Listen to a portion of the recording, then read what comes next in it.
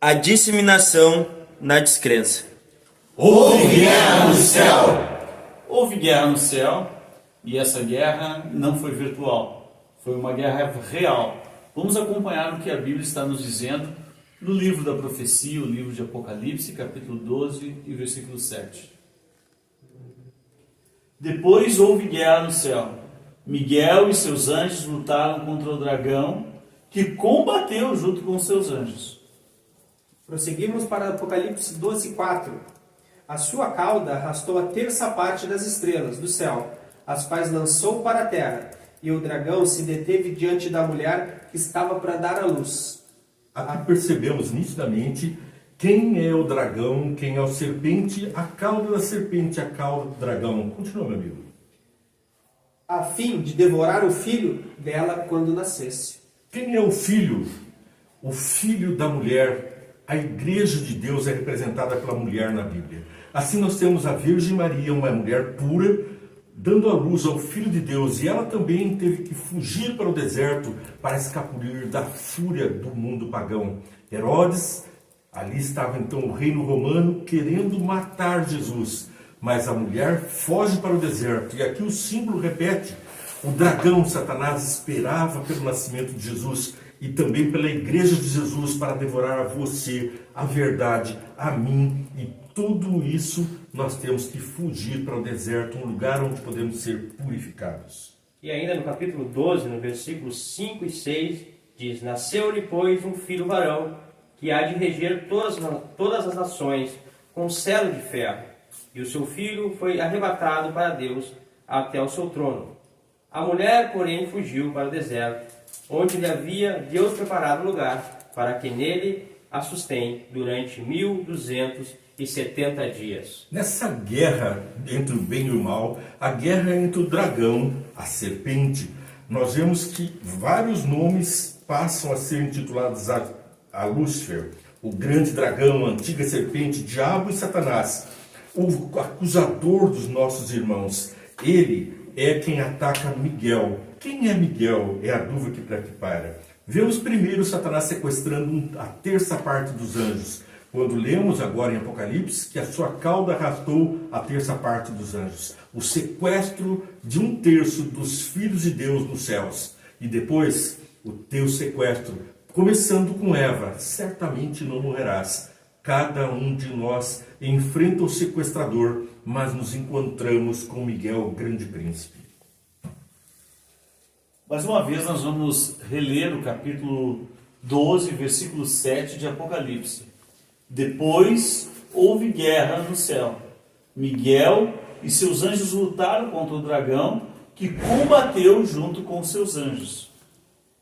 Continuamos em Daniel 2:34. Quando estávamos olhando em uma pedra, foi cortada sem auxílio de mãos. Feriu a estátua nos pés de ferro e de barro e esmiuçou. Prosseguimos para Daniel 8:11. Ele se engrandeceu tanto que chegou a desafiar o príncipe deste exército. Tirou dele o sacrifício diário e destruiu o lugar de seu santuário. Por sua astúcia, verso 25, fará prosperar o engano no seu coração e ele se engrandecerá e destruirá muitos que vivem despreocupadamente. Ele se levantará contra o príncipe dos príncipes, mas será destruído sem intervenção humana. Quem é o príncipe dos príncipes? Nós estamos acompanhando então Daniel 2:34, como acabamos de ler agora há pouco. Vamos à profecia de Daniel. Enquanto estavas observando, uma pedra soltou-se sem auxílio de mãos e atingiu a estátua nos pés de ferro e o barro e esmigalhou. Aqui nós vemos a volta de Jesus para esmigalhar o mal. E no mesmo capítulo 2, versos 44 e 45, na época desses reis, o Deus dos céus estabelecerá um reino que jamais será destruído e que nunca será dominado por nenhum outro. Destruirá todos os reinos, naqueles reis, e os exterminará, mas esse reino durará para sempre. Esse é o significado da visão da pedra, que se soltou de uma montanha sem auxílio de mãos. Pedra que esmigalhou ferro, bronze, barro, prata e ouro. Ali estava prefigurada toda a história humana no sonho de Nabucodonosor. O rei sonhara com uma estátua de cabeça de ouro. Ali estavam o peito de prata, o bronze no ventre, ferro nas pernas e ferro e barro nos pés. E agora a estátua, então, é desfeita a história desse mundo e refeita uma nova história com a vinda de Jesus. É o que vemos, então, na sequência, ali em Daniel 8:11. Ele se engrandeceu tanto que chegou a desafiar o príncipe deste exército. Tirou dele o sacrifício diário e destruiu o lugar do seu santuário. Por sua astúcia fará prosperar o engano, no seu coração ele se engrandecerá. Ele destruirá muitos que vivem despreocupadamente. Ele se levantará contra o príncipe dos príncipes, mas será destruído sem intervenção humana. Providência divina para o fim dos séculos, para a restauração do bem. No sequestro de Adão e Eva, nosso planeta todo foi sequestrado por Satanás. E vivemos à mercê do mal, mas não desamparados pelos céus. A providência divina também cuida de nós, porque o príncipe dos príncipes se levanta em nosso favor. É o que está em Daniel, capítulo 8, verso 25. Daniel, capítulo 8, verso 25, que nos traz: com o intuito de prosperar, ele enganará muitos e se considerará superior aos outros, destruirá muitos que nele confiam, e insurgirá contra o príncipe dos príncipes. Apesar disso, ele será destruído, mas não pelo poder dos homens, porque o príncipe dos príncipes se levanta. E sabemos bem quem é o príncipe dos príncipes. Quem é o príncipe dos príncipes? Jesus. A seguir nós vemos em Daniel 12, verso 1, o grande príncipe. Neste tempo se levantará Miguel, o grande príncipe, o defensor dos filhos do teu povo, e haverá tempo de angústia, qual nunca houve, desde que houve nação até aquele tempo. Mas naquele tempo será salvo o teu povo, todo aquele que for achado escrito no livro. Quem é o Miguel? Miguel quer dizer aquele que é como Deus, é o próprio Deus. Aquele que é Deus é o nosso Jesus, que desceu em forma de homem e nos salvou, porque venceu como homem o mal. Mas é o grande príncipe de anjos, das hostes celestes de outros mundos, e o meu príncipe e o teu príncipe também. Então, Daniel 12, 1 aponta para o grande príncipe, mas nós temos a sequência do estudo em Êxodo capítulo 3, versos 1 a 6. Moisés pastoreava o rebanho de seu sogro Jetro, que era sacerdote de Midian.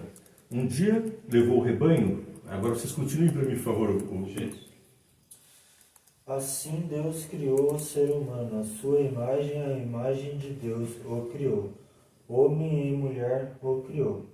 E Deus o abençoou-lhes e disse: sejam fecundos, multipliquem-se e enchem a terra, e tenham domínio sobre os peixes do mar, sobre as aves do céu, sobre todo animal que rasteja pela terra. Mas o arcanjo Miguel, quando contendia com o diabo, disputava a respeito do corpo de Moisés. Não ousou pronunciar juízo de maldição contra ele, mas disse: o Senhor te repreenda. Aí nós vemos o Filho de Deus disputando Moisés com Satanás. E agora nós vemos ainda que Satanás intentou sequestrar o ser humano justamente no paraíso. Gênesis capítulo 1, verso 31. E Deus viu tudo o que havia feito e tudo havia ficado muito bom. Passaram-se a tarde e a manhã e esse foi o sexto dia. E no capítulo 2, versos 8 a 15, capítulo 2 de Gênesis, versos 8 a 15. Ora, o Senhor Deus tinha plantado um jardim no Éden, para os lados do leste, e ali colocou o homem que formara. Então o Senhor Deus fez nascer do solo todo tipo de árvores agradáveis aos olhos, boas para alimento, e no meio do jardim estava a árvore da vida e a árvore do conhecimento do bem e do mal. Portanto, no paraíso foi onde foi conhecido o mal, onde a serpente, a cauda do dragão, arrebanhou não só anjos, mas também os filhos de Deus aqui na terra. E no verso 15, capítulo 2, verso 15, nós temos ainda: o Senhor Deus colocou o homem no jardim do Éden para cuidar dele e cultivá-lo. A nossa missão era estar no centro do paraíso, cuidando usufruindo de toda a árvore que der fruto dela comerás. Mas Satanás fez com que trocássemos todos os frutos pela maçã podre, pela banana podre. Ali estava o conhecimento do mal. Conhecemos o mal e nos apaixonamos por um pecado. Foi preciso que o grande resgatador viesse para nos livrar da síndrome de Estocolmo, onde nós ficamos encantados pelo sequestrador. A serpente encanta, ela atrai, o sapo caminha pulo a pulo até a boca da serpente, encantado. Mas nós precisamos olhar para cima e para o alto, para nos livrarmos da cauda da serpente, porque temos o príncipe dos príncipes, a sol da manhã, o raio da justiça, para nos libertar. Próximo verso que temos, então, a gente pode continuar ali em Êxodo capítulo 3, nós estamos no verso 3. Êxodo capítulo 3, verso 3. Que impressionante, pensou, porque a sarça não se queima? Vou ver isso de perto. Aí estava Moisés encantado com uma sarça que não se queimava. O Senhor viu que ele se aproximava para observar, então no meio da sarça Deus clamou: Moisés, Moisés, eis-me aqui, respondeu ele. Então disse Deus: não se aproxime, tire as sandálias dos seus pés, pois o lugar onde você está é terra santa. Disse ainda: eu sou o Deus do seu pai, de Abraão, de Isaque, o Deus de Jacó. Então Moisés cobriu o rosto, pois teve medo de olhar para Deus. Nós temos que entender a santidade do Filho de Deus e da sua justiça, porque aqui é o Deus que vem desde a antiguidade, sendo o Deus forte e poderoso que nos traz a proteção. Convido todos a irem para Atos capítulo 7, versos 30 a 33. Cristo, Miguel, aquele que é como Deus, é o próprio Jesus. Alguns acreditam tratar-se de um anjo e não podem compreender como Cristo possa ser o príncipe dos anjos. Mas, ao olharmos a palavra de Deus, vamos entender que Cristo, na sua natureza divina, não precisa ser anjo para ser o príncipe dos anjos. Ele não precisa ser um habitante de um outro planeta para ser o príncipe do universo. Ele, no princípio, criou os céus e a terra. Ele é o nosso príncipe. Atos 7, 30 a 33. Aqui nós lemos: passados 40 anos, apareceu a Moisés um anjo de labaredas de uma sarça em chamas no deserto, perto do monte Sinai, perto do monte de Deus, onde ele deixou ali os 10 mandamentos, ele entregou a Moisés. Vendo aquilo, ficou atônito e, aproximando-se para observar, ouviu a voz do Senhor: eu sou o Deus dos seus antepassados, Deus de Abraão, Deus de Isaque e Deus de Jacó.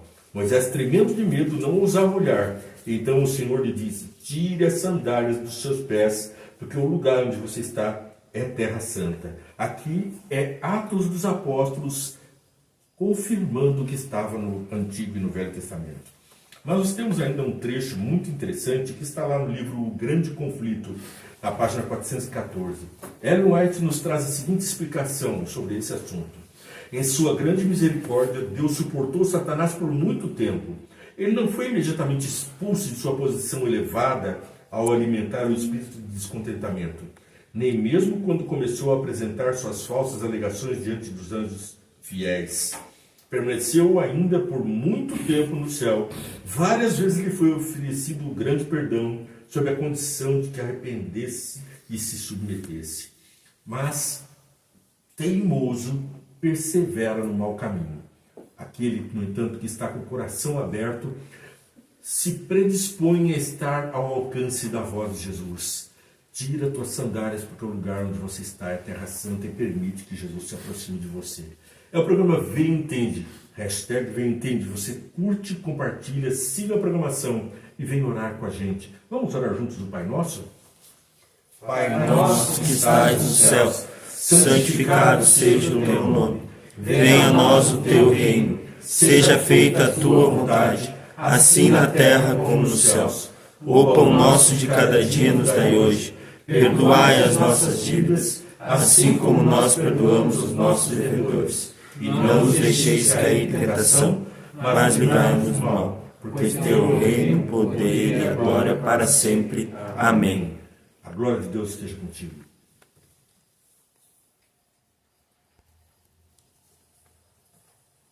Desculpa, então eu me atrapalhei um pouco aí, né?